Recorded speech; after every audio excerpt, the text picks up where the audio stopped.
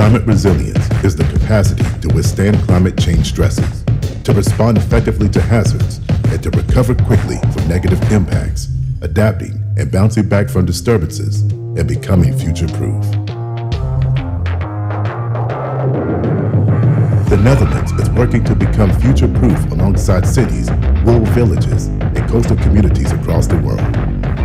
Over the past few decades, Dutch experts have taken their expertise around the world, joining forces with local experts and communities, adapting lessons learned in the Netherlands to the landscapes and resources of communities. In the process, we have built strong partnerships and discovered innovative ways to tackle climate resilience challenges together, but it doesn't stop there. With sea levels rising, droughts, and heat stress, our alliances across the world are gaining strength and finding new frontiers, from using traditional knowledge to address common challenges to developing new technologies to spark innovation. The Netherlands Water Partnership is driving the Dutch Resilience Hub with the support of the Partners from Water program, bringing together Dutch organizations doing work that directly or indirectly contributes to building resilience. The Dutch Resilience Hub is the first point of call to connect with the ecosystem of experts in the Netherlands working to build resilience with partners all over the world. It is your linking point with Dutch universities, applied research centers, cities, government institutions, NGOs, and consultancies of all sizes that are eager to connect with counterparts abroad and share their experiences. Are you working on resilience in cities, coastal communities, or rural areas? Are you a Dutch organization, or are you interested to find a Dutch partner to work on solutions to withstand climate change? Join the Dutch Resilience Hub and contact the Netherlands Water Partnership.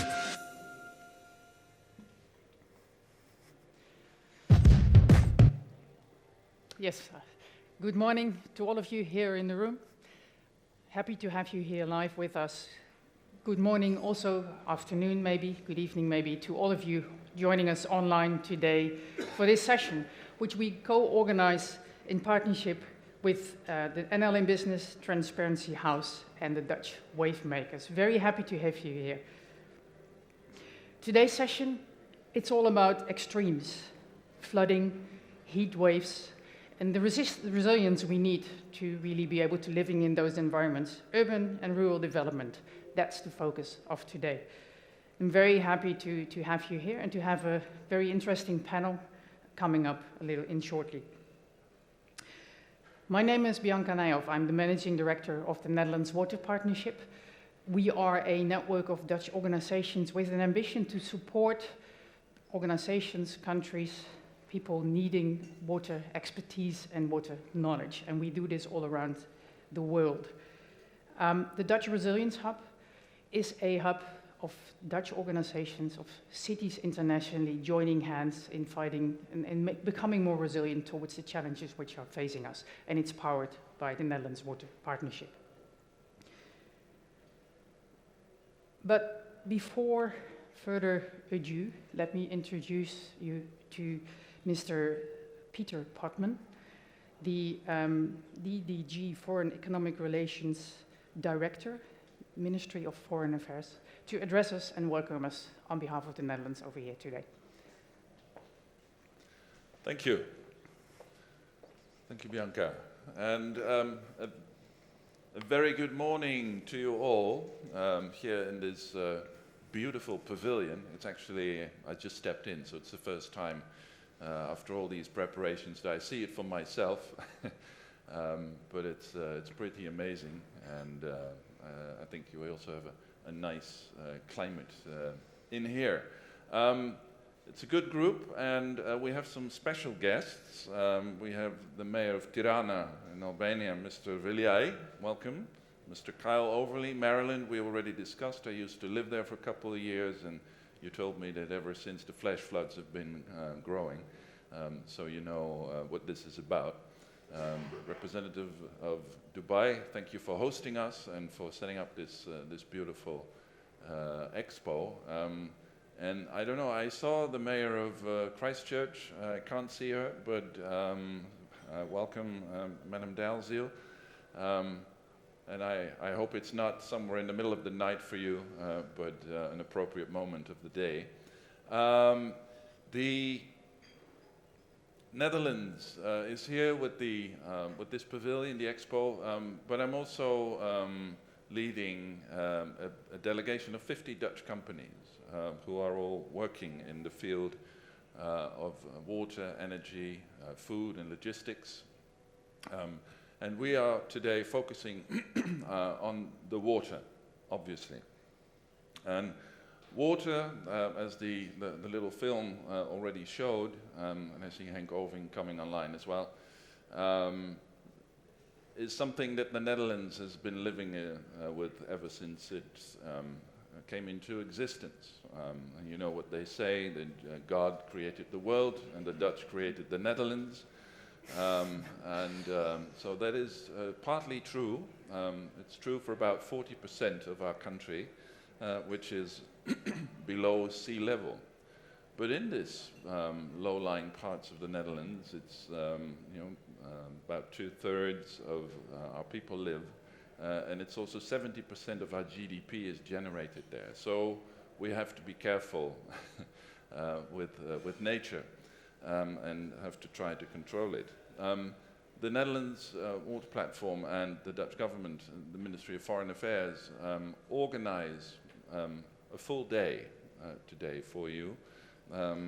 But this morning we focus on the combination of heat stress, which many parts of the globe is experiencing, and flash floods. So you have this extreme combination of droughts and too much water and floods. We were just discussing, this is taking place around the world. And I think part of the problem is that over time, most people move to the cities, and most of the biggest cities find themselves at the lowest parts of the land. They're close to the coast, because this is very practical and a nice place to live, but it's also more prone to flooding. So we have to deal with that. So climate change is pushing us and challenging us. And so rising to the challenge is what we have to do. And that's what we're going to discuss today with a number of very good experts, and obviously in interaction with all the participants. The effects of heat stress and flooding are also acutely felt in urban areas. We built up our cities, and in the beginning we never thought about how to deal with climate. And this is now coming back to haunt us. And so it will be very interesting because people will not be moving out of the cities, so we have to adapt the cities. And how to do that, I think the Netherlands can provide you with interesting examples, but they apply to our country. And your country may have different demands. But when it comes to innovation and adaptation, I think in the Netherlands you will find a great partner. Dutch companies, knowledge institutes, have a lot of experience and a lot of information that you can bring to use. And so we are looking forward to working with you, the experts, the companies, but also the government. And so I look forward to further cooperation, either directly or through our embassies. And we already found out that the mayor of Tirana knows more people in the Dutch MFA than I do, so it's that's a good thing to note. And that's the way to go. So I wish you all a very productive session, a productive day, and as they say, stay in touch with the Dutch. Thank you.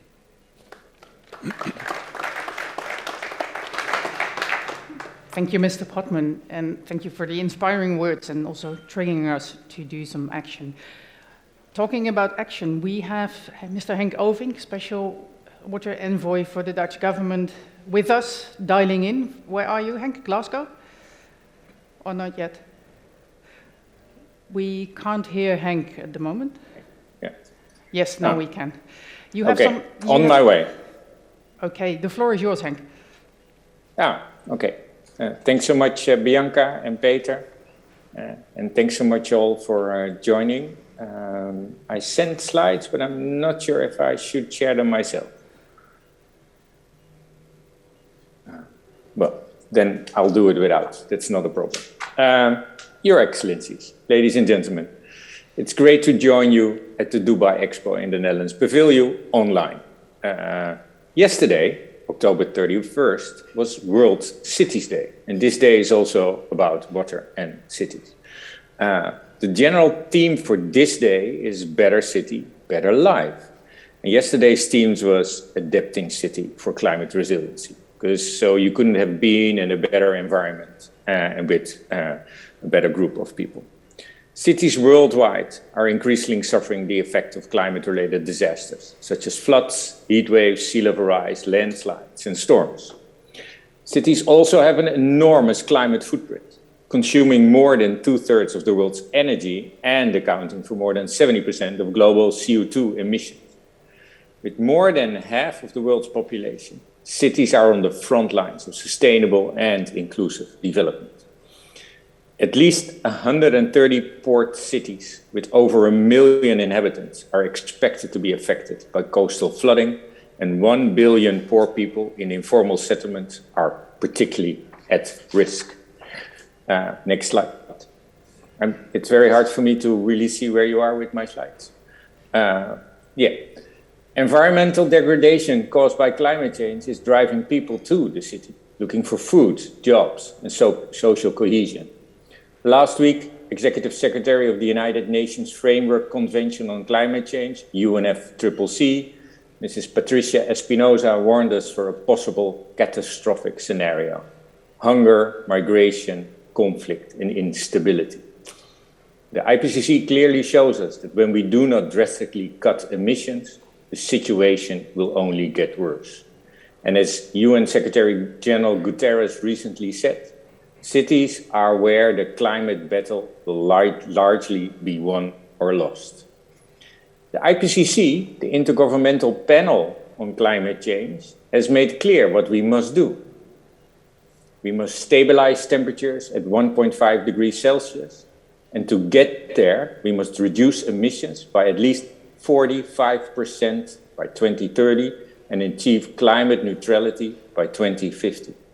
And that is the best available science today. And that is why I'm heading to COP26 in Glasgow, with so many more. But I go by train. However, current national climate action plans, NWPs, just don't get us nowhere close. If we want to secure our future, and if we want to achieve the world's sustainable development goals, we need to speed up real action. And we have to take adaptive action to accommodate the negative effects of climate change at the short term. We have the knowledge, the technology, and the resources to address the climate emergency and promote sustainable and inclusive development for all. So how are we going to accelerate our efforts? And what can you do as a representative of the water sector, a partner of the Netherlands across the world, front-runner cities like Christchurch? What can we do? First, and I see Mayor Leanne Delzeel, and she's one of our leading mayors, we need to create political will to act. So we need examples like Leanne to help show us the way.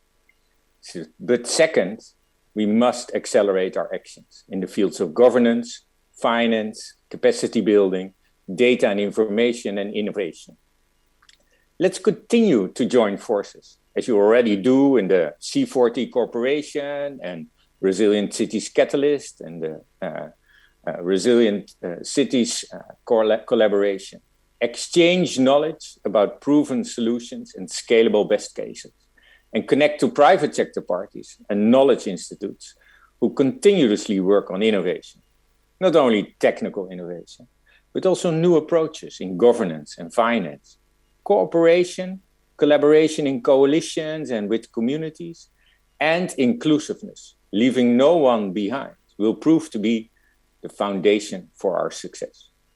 For instance, the communities of practice in the Water Adaptation Hub, a multi-actor platform, where we work closely together with the Global Center on Adaptation, are part of a global coalition of stakeholders working to improve climate resiliency.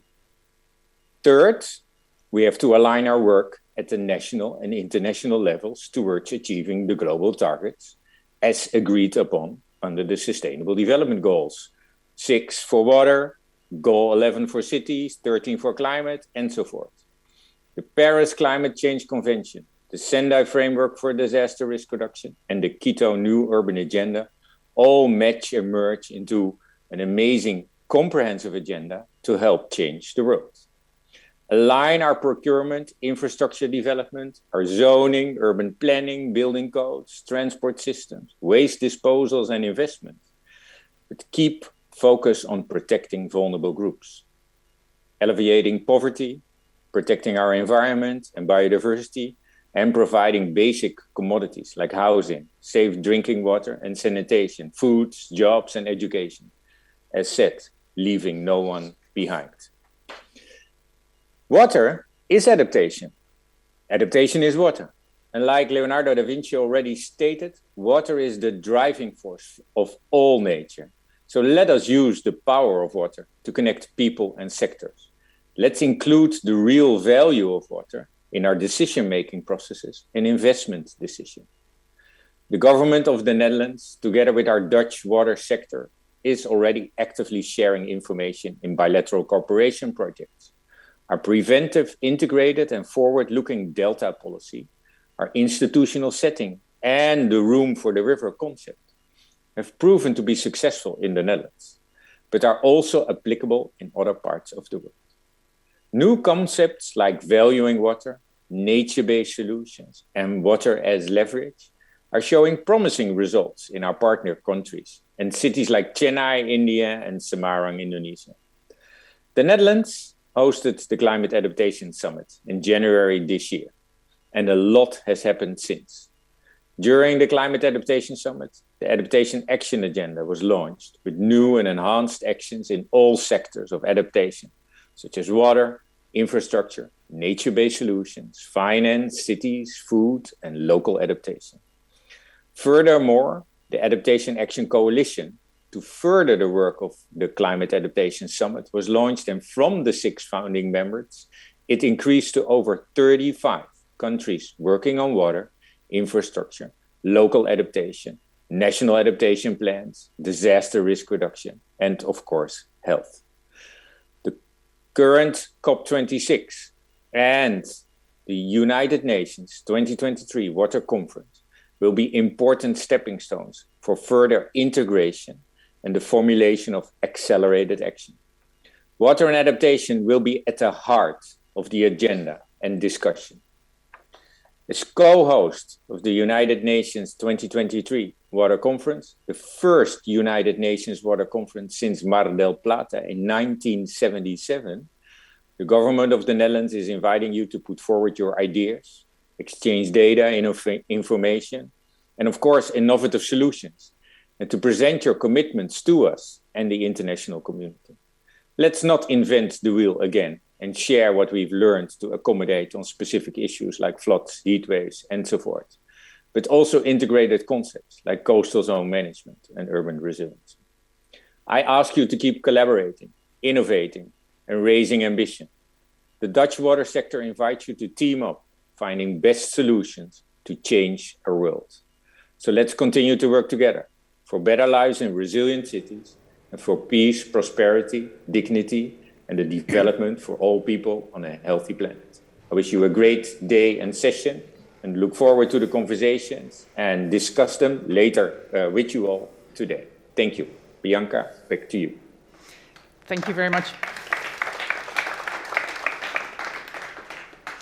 Thank you very much for those inspiring words, and wishing you all the best and good luck in Glasgow the coming weeks.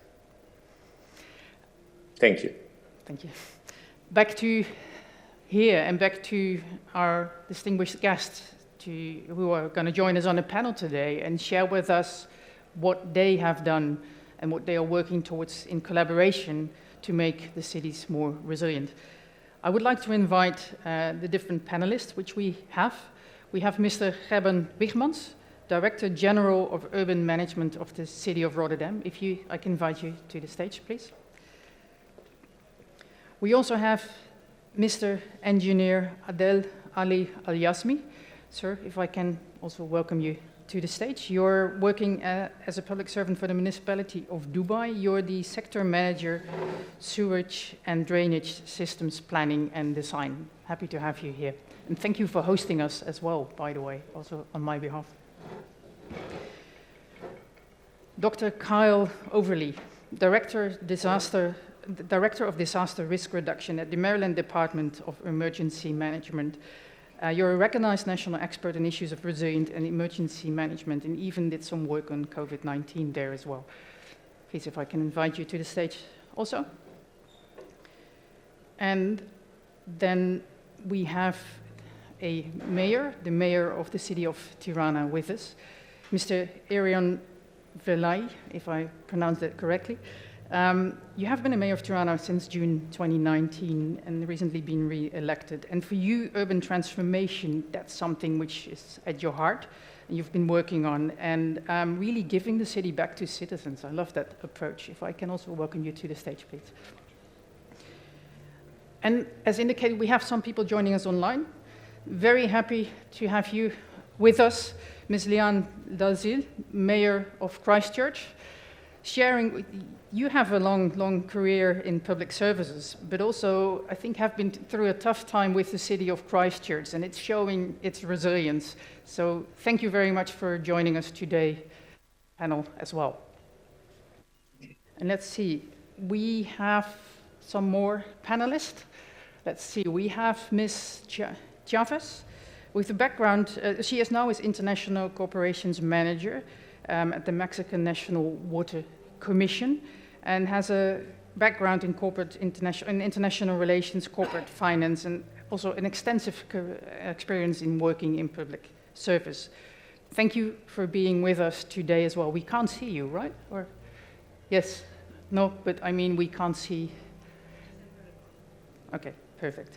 And we have Mr. Claudio Orrego Larraín, the Governor of the Regional Government Metropolitan Santiago, joining us, also online with us today.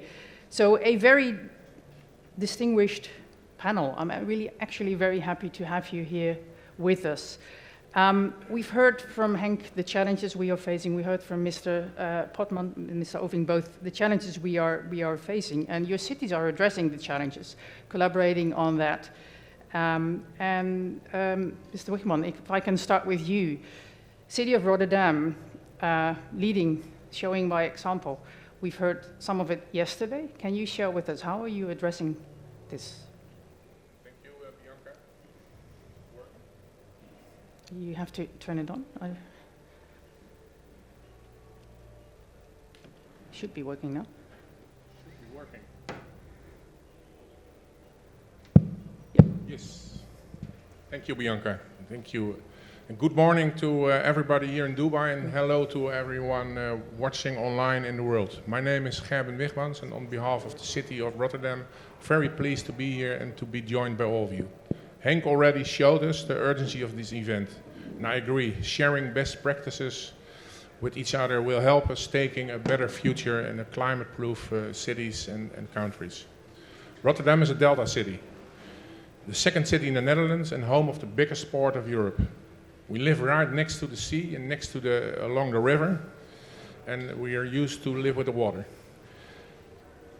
Rotterdam is lying for 85% below sea level, -7 on some points. So we have to live with the water, and we have to work with the problems with it.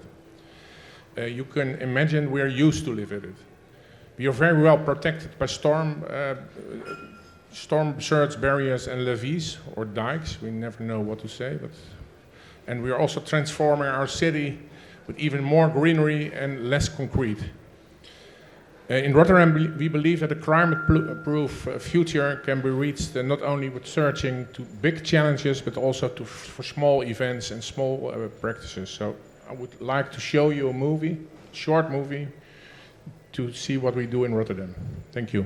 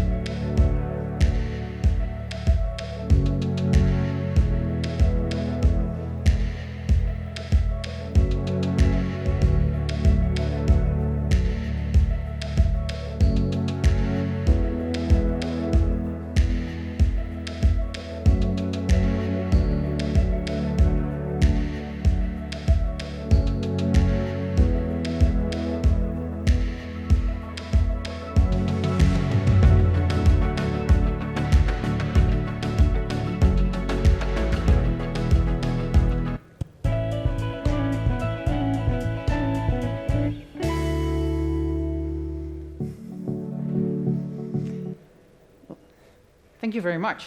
And yesterday I learned that the tile flipping competition, which started between the cities of Amsterdam and Rotterdam, is actually going viral in the Netherlands, but also now moving to Belgium, right? 86 cities in the Netherlands and a competition in Belgium.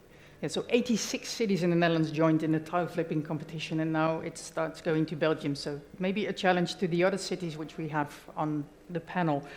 Thank you. Let's move to the second city. Let's move to you, Mayor Delzeel. Christchurch, also having had its fair share of challenges with regard to resilience in many, many ways. How are you tackling the climate change and the urban resilience challenge in your city? Can you share something on that with us, please? Kia ora koutou katoa, and thank you. We can't hear you right now. Just one moment before you continue. Let us... Yes, now we can again, please. Sorry about that. Kia ora koutou katoa, and thank you for having me involved in this really important conversation. And thank you also to the introduction from Henk Oving. I had the wonderful opportunity to meet with him in 2019, and I think he is an incredibly inspirational leader. And I'm so pleased to be hearing that he's going to Glasgow to contribute in that space as well. I'm just going to focus quickly on working with communities as they plan for sea level rise. And you'll see from this slide, and hopefully you can shift to a slide that will show you, Christchurch District has close to 400 kilometres of coastline. A lot of this is low-lying and includes open coasts, rivers and estuaries. Perhaps if you flick to the next slide. Thousands of houses and significant public and private infrastructure is actually located on our coastline.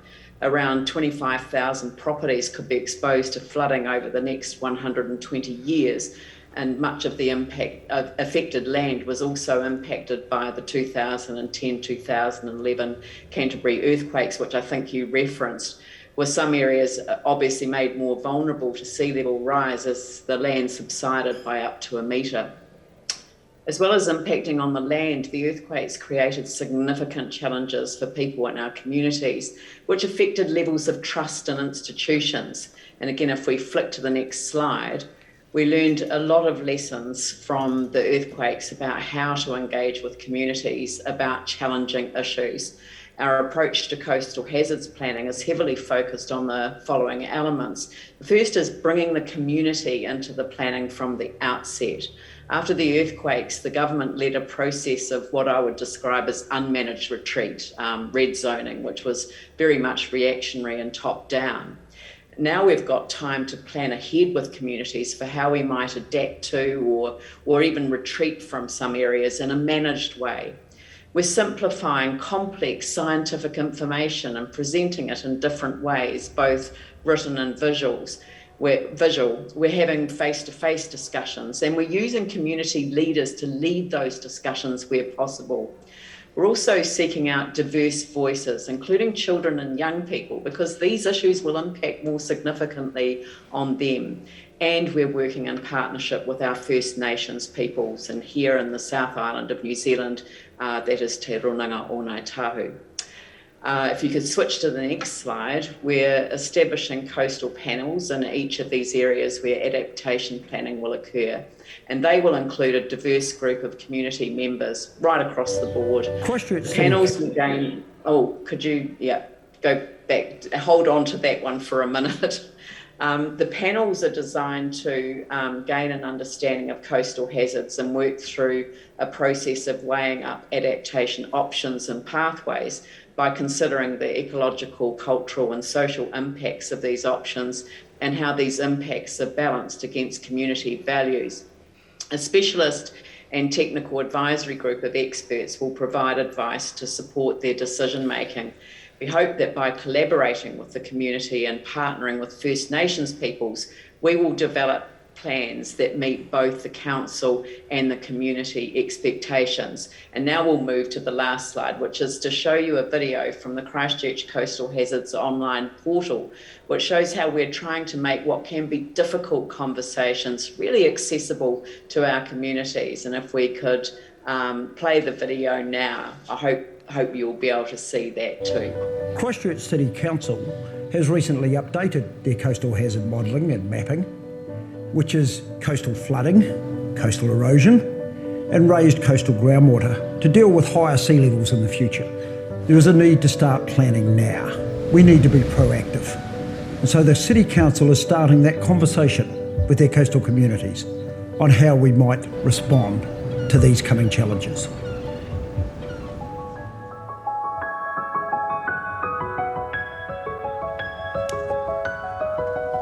Otatahi Christchurch has a long and varied shoreline. To the north, we have the dune fields that make up the front of the Christchurch city and the Avon Heathcote estuary. And we have the large Banks Peninsula with numerous outer bays and two harbours, Littleton Harbour and Akaroa Harbour.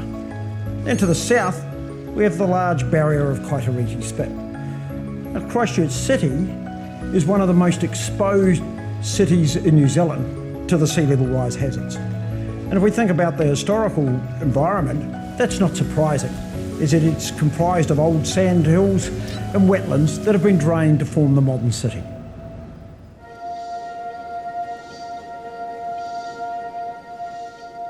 We're here at the mouth of the Otakaro Avon River, where it enters the Avon Heathcote estuary, to talk about the general sea level rise impacts that may occur in this sort of environment. The very low-lying areas around the lower Avon River and the Avon Heathcote estuary are going to get further inundated more frequently with high sea levels as they come up the estuary and push up the lower river. We're going to have erosion of the banks of the estuary that is going to accelerate with those more frequent higher sea levels. That erosion could mean 10 to 20 metres of retreat of the shoreline over a 100-year period. Groundwater draining into the estuary and into the lower river will also be affected and be impeded, so that we're likely to get more ponding in those low-lying areas around the estuary and lower river. And the vegetation that we see around us is likely to migrate inland as those sea levels go up. That is, if we allow it to do so, we don't put impediments in place. We need to have conversations with all of our coastal communities within the district about how they might respond and manage those threats from coastal flooding, coastal erosion and raised groundwater.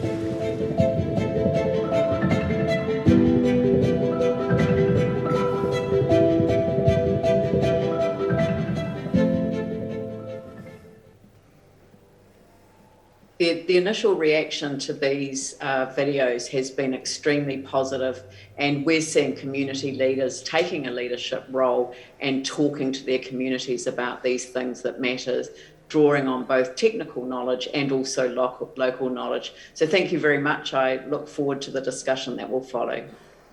Thank you, Mayor, for these inspiring words and showing us how collaboration with the local communities is really of key importance in tackling the challenges and finding solutions. Let me move to our host town, and Mr. Al-Jasmi, Engineer Al-Jasmi, the host town of today. How are you actually? What are the challenges you're facing? Can you take us along in that and the solutions you are having actually for solving them? Thank you, Bianca. And ladies and gentlemen, Your Excellencies, thank you for having me here. When we're discussing about heat waves and water, we have, ironically, problems in both these areas. Being in the middle of the desert, drought is an issue, and we need to increase the water because we have a shortage of water in the city here. And then the addition of water created an impact and a problem on the aging infrastructure. So we have to manage the water that's coming in. So we have two problems basically, and one of the problems that we are tackling, the drought problem, we have invested heavily in cloud seeding. So we try to do cloud seeding in terms to increase the rainwater. But then, as I said, this has created an impact on heavy floods and flash floods in the city. So we are in Dubai, basically, what we are trying to do is to manage the peak floods. We integrate the urban planning part. We have to use the urban planning part of the city in terms of mitigating these flash floods. We have a short period of floods, basically, in Dubai. Most of the rain events happen within 2 months, and we have very high intensity. I don't know if most of you have been here in Dubai since 2 years. I mean, last year we had no rain events at all, but the year before we had huge floods in the city that created a major blockage in one of the major roads. You have the Sheikh Zayed Road, if you're familiar with. So this is what kind of an issue that we are dealing with. And what I see from the city of Rotterdam, that's basically what our strategy is to implement in Dubai, is to implement the urban planning part, sustainable drainage systems, to mitigate these peaks and these flash floods in the city instead of investing heavily. And I think you might be also aware that trying to invest heavily in the infrastructure in an area that we have a problem with drought is difficult to convince. So that's also a major challenge that we are facing. And we are like to learn from all of you today, especially from the city of Rotterdam, to see how that we can implement the urban planning part to shaving these peaks and these flash floods. Thank you very much. Yeah. Thank you very much, Mr. Al-Yazmi. And I think you're very right in saying, indeed, I can imagine the challenge you're having in a country with Dubai, which we all know for its heat, when the rain comes, but then you really have an issue. So this is indeed, how can you take the people, the citizens along in that challenge? We move to a different region. We move to North America. So, Mr. Overly, what are the challenges you're facing, and how are you what solutions are you finding for this? Yeah, good morning, everybody, and thank you so much for having me this morning. And on behalf of the state of Maryland, I'm happy to share a little bit about what we're doing and what we're seeing. And I think the story I'm going to tell is similar to the previous stories. What we're seeing in Maryland is extreme flooding events from flash flooding. We have more frequent and larger hyper-local flash floods. So 6-10 inches of rain in a matter of 45 minutes an hour. In some cases, we've had floods in Baltimore City, which is the largest city in Maryland. Floods in one neighborhood where it's sunny, literally in another neighborhood. It's that localized, and our infrastructure is just not built to deal with that. And I think this topic's actually timely. We've had some of the worst coastal flooding we've had in the last 20 years occur this weekend. And many of our communities are literally just doing damage assessments right now and trying to figure out the extent of the flooding. And I think it's important to note that, Maryland's unique in a number of ways, but because of the Chesapeake Bay, we actually have the third most vulnerable coastline to sea level rise and climate change in America.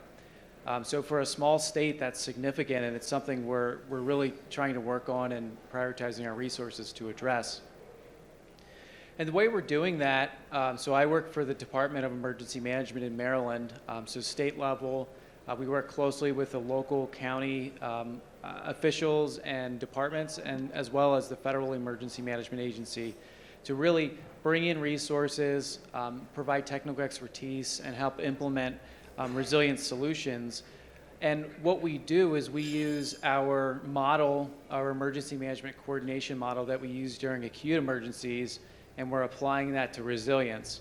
So what emergency managers are really good at is getting stakeholders together, making them talk to one another, and coming up with solutions for complex problems. And we do that all the time during hurricanes, tornadoes, et cetera, and we're using that model for resilience in the state.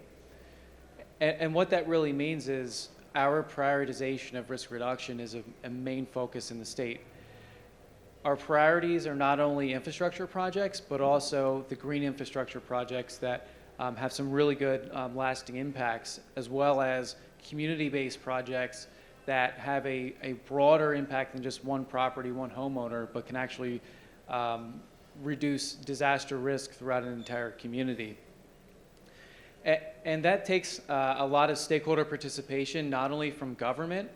We work up and down, as I mentioned, with local government, the state government, as well as the federal government to fund these programs, but it also requires investment from the private sector. So we're working very closely with our major corporations within the state to jointly look at resilience and look for ways we can fund a lot of our projects. And we've been successful. The FEMA's, the Federal Emergency Management Agency's Building Resilient Infrastructure Communities program provides federal funding to local and state projects, and we were successful to bring in $45 million to the city of Baltimore to do a shore restoration project in a very vulnerable area of South Baltimore. So that project was actually driven by a 501c3, a nonprofit organization, again, working in concert with government. So that's incredibly promising. There's a huge demand, however, for resilience in the United States. So the last fiscal year with that program I mentioned, there was $500 million available, and FEMA received $3 billion worth of applications. So there's certainly a big gap there for funding and implementing resilience type projects. At the state level, we're investing across state agencies. So as I mentioned, the Department of Emergency Management, we're the coordinating agency. We get the Department of the Environment, the Health Department, Planning and Zoning. We're all working together at the state level to invest our resources in the local communities. This last legislative session, the Maryland General Assembly provided us $25 million of seed money to invest locally. It's a fund we're administering, and again, it's really helping bolster those local efforts that many of our communities are doing. And at the local community level, they're also investing as well. So many communities have established resilience partnerships and organizations to prioritize resilience. They're investing local county money into resilience, which is excellent, and then looking to other funding sources as well. And we've had several success stories throughout the state. So if you look at our geography, our large cities are on the water and they're not moving. Our state capital, Annapolis, is on the water, and they have an incredible vulnerability to coastal flooding. They're working in concert with us. Also, the Navy has a large, the Naval Academy is in Annapolis, so they're working in partnership with the local communities. And we're implementing solutions in Annapolis to protect the state capitol and all the assets there. And I also mentioned the Baltimore City project. Aside from coastal investment, we're also looking inward for ways we can invest in infrastructure to reduce that flash flooding instances. We had a town, Ellicott City, that famously was flooded by two 100 quote-unquote year events within 2 years. And we've invested millions of dollars into Ellicott City area to try and reduce the flooding. And it's actually been successful. We've had some high volume rain events, and they haven't experienced the flooding that they had in the past. So that's an excellent outcome. And then also out west towards Frederick County, they used a public-private partnership to actually build a park within the city to retain all the flooding from flash flooding events. And again, we've had several major flooding events that haven't actually impacted anybody in Frederick because the systems are working as they're supposed to. So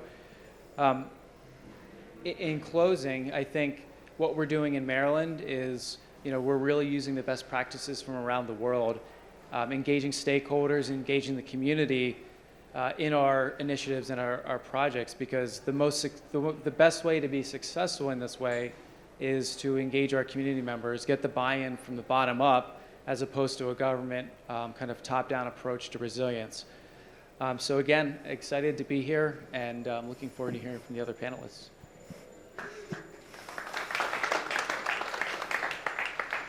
Thank you very much, and sharing the success stories, and also emphasizing that you learned from the collaboration with other cities on this.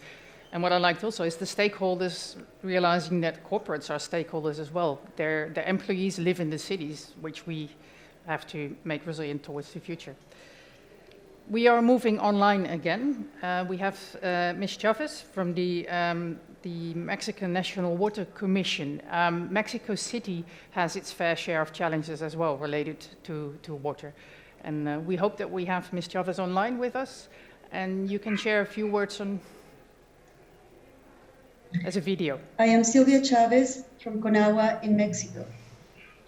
Mexico City has put in place a climate action program and local strategy to achieve zero net emissions in 2050 and to strengthen capacities for adaptation and resilience of the ecosystems, the infrastructure, and the productive sectors against the negative impacts of the climate change. Mexico City will also reach these goals by reinforcing those actions already being implemented, such as the treatment and reuse of the wastewaters of the entire Valley of Mexico City through the Atotonilco treatment plant, the largest in Latin America. Thank you very much.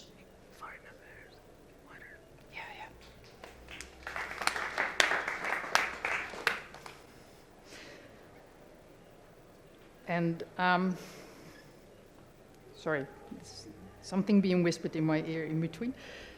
We also have from Santiago the message with us online.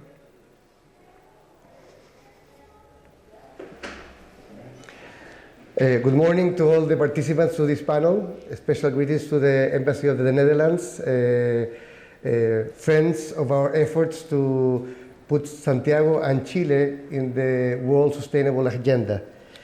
I have been asked to share some thoughts about the impact of climate change in Santiago and Chile over the next 4 minutes. That's what I will try to say. As you all know, Santiago is the capital of Chile. We have 8 million people, 43% of the population of the country lives in our city, and all the main impacts of climate change, heat waves, droughts, summer and warm rains up in the mountains have affected the life of Santiago and will affect it in the future in a very radical way.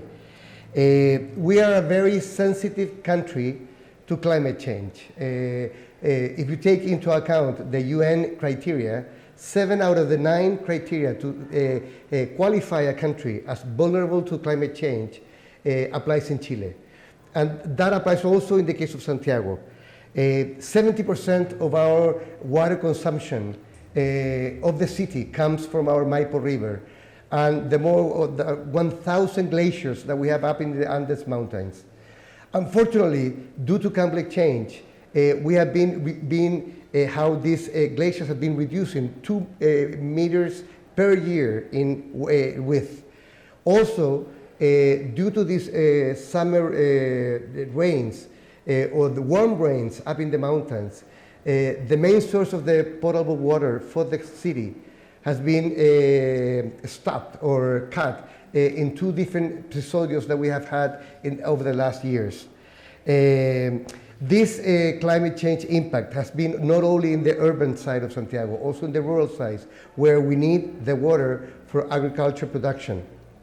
So, due to this reality of highly vulnerable city to climate change, what things have been done in Santiago? The first and most important is that the things that we have done through the water consumption. As I just told you, 2013 and 2016, due to this unexpected, very high rains in the mountains, we have turbidity in the river, in the Maipo River, and we couldn't provide potable water to the city. We had a water cut for 48 hours in one of these moments. Due to this reality, we forced the water company of the city to construct 6 mega tanks of crude water in order to have more resilience for the city. As of now, we have 1.5 billion liters of water as a reserve in cases we face these new scenarios of unexpected rains up in the mountains. This is one of the measures, one of the most important, more than $100 million invested in these 6 mega tanks in order to increase the autonomy of water of the city. More than 48 hours we can expect to have without the water of the Maipo River. But more than that, as you know, my position in government, governor of Santiago, is a new position. We just, for the first time in our history, we have elected a governor for the metropolitan region. One of our first measures was to declare the climate emergency of Santiago metropolitan area. Due to that, we're invested in a climate change plan for mitigation and adaptation for the next 4 or 5 years. Also, we have had a measure in order not to approve any project in the city that has not a sustainable certificate, especially due to water efficiency and water protection. Also, we are redesigning our parks, our green areas of the city, in order to have water efficiency, in order to face what we have had the last 12 years, which is the worst drought in Chilean history. So as you see, we are a very vulnerable country and city to climate change and to all these heat waves and droughts. However, we're taking action both in the private sector and also in the public sector. And hopefully in the next years, we'll have a very strong and robust plan to face and adapt our city to climate change in the future years. Y ahora nos vamos. Thank you, Mr. Oreja. Let's move on to live again. And the mayor from Tirana is with us in the panel. Mayor, Tirana faces challenges as well, certainly, with climate change in hand. Can you share with us what challenges you face and the solutions you have thought of? I will, thank you. I'll actually start with a joke. You probably know the famous mayor joke, which is the one about the rabbit in the forest. And there was this little rabbit in the forest, and of course living a life with paranoia, running away, bottom of the food chain. Everybody wants to eat the rabbit. So he's going around looking for advice, and they said, you have to ask the owl. Because the owl is an expert. You know, went to Harvard, went to Cambridge, did all of that, worked in Brussels, he's organizing the COP every time. So the owl must have a solution. So he goes to ask the owl and he says, look, I've been living this life of fear and paranoia, please help me out. And the owl thinks, he said, you know, I understand, you're at the bottom of the food chain, of course. You know, you have a legitimate concern. So I have a solution for you. I think you should become a lion. Because if you become a lion, you're, you know, king of the animal kingdom. No one wants to mess with a lion, you're top of the food chain, and problem solved. The rabbit is so excited, he said, I've been waiting to hear about this my whole life. And a solution like this, I never thought. So thank you so much. But can I ask a follow-up question? Of course, says the owl. How exactly do I become a lion? And this is where the owl said, my friend, I'm only in charge of strategic thinking, not project implementation. You know? So in many of our debates, the question is, you know, who does the strategic thinking? But we definitely know who does the project implementation. You know, with all the COPs that I've seen and, you know, several ministers throughout our governments, you know, they do the signing, but it's actually the mayor who has to, you know, pluck the tiles and actually plant the trees, or to actually, you know, take the shovel and you know, plant more greenery, or to actually do the river banks or the sea banks. So I remember, you know, I've been mayor for 6 years now. I remember my first year we had a huge drought, and all the experts came in, all the owls, and they said, Mr. Mayor, don't worry about it. You know, this is only once in 100 years, and once we're over this, you're going to be fine. And then my second year we had these major floods. It just would not stop raining. And then again, the experts would say, you know, Mr. Mayor, only once in 100 years. Once we're over this, you're just going to be fine. And then on my third year, it snowed in the Mediterranean, right, in Tirana. And, you know, of course, all the trolls are like, you know, Mr. Mayor, where are the snow plows? I said, what snow plows? This is the Mediterranean. It never snows. How do you buy snow plows if it never snows? And then the fourth year, of course, we had the largest earthquake that we had seen literally in 100 years. It devastated huge chunks of the city then. And again, the experts were, no, literally, this only happens once in 100 years, so no more earthquakes. And then, of course, the advent that everybody witnessed last year, which literally happens once in 100 years, the pandemic.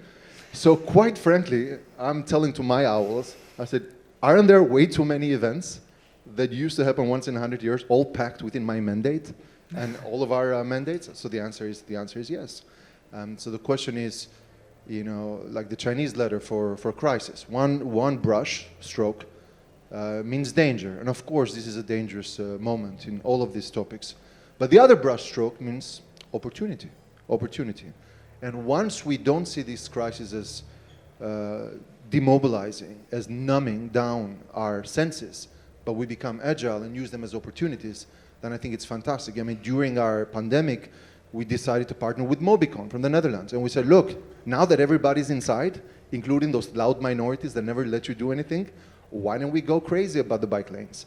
So we found out that we got a city where only 1% were biking to 10%. Now it's an increase of tenfold. Clearly not as much as in the Netherlands, but the Netherlands was not the Netherlands 50 years ago. It had to start with 1% and 10%, and then until we got momentum, it became a critical mass. And then because of the earthquake, we said, well, look, why don't we apply now the 10, 15 minute city? Why don't we build these new neighborhoods where actually it's sustainable, it's energy efficient, zero carbon, anything you can do by walking in a radius of 10 minutes from your own home. And why don't we use the opportunity of rebuilding after the earthquake to really build back better and to make these things different? So I think, I don't want to repeat because the colleagues really hit the spot, but I really think the bucket stops with the mayor. And I think it would be a fatal mistake if we have another COP26 and COP 27 and 28 and on and on and on, and yet we do the photo op and then everybody goes back to business as usual, and the mayors are left out of the picture. So I'm really looking forward, like you said,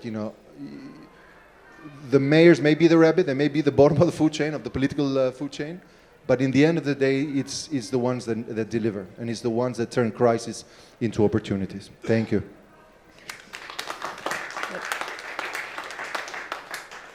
Thanks for those inspiring words, and I like it how you pick up disasters happening and see them as opportunities to develop towards the future, and really the call to action, which is what we all need to work on. Indeed, no more owls, maybe indeed some more rabbits to work on. So if we look at ourselves as rabbits, or at least as the ones doing the work, we have a full day ahead where solutions are to be shared, where hopefully you will stick around with us a little more to inspire us with how to put it into practice, and for you also to learn what the solutions at hand are.